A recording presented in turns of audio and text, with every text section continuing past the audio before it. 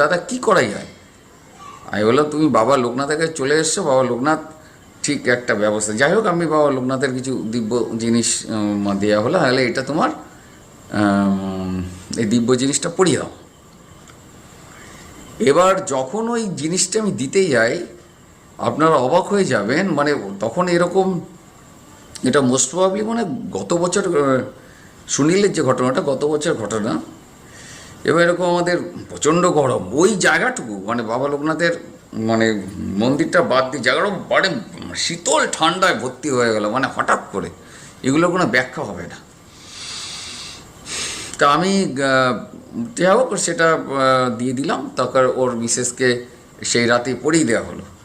এবার পড়িয়ে দেওয়ার পরে ওরা সে মানে পর্দার ফাঁকা দিয়ে আবার সে রাত্রির 1টা 1:30টার সময় ওই মানে ঠিক, হ্যাঁ ওরকম 1টার পরে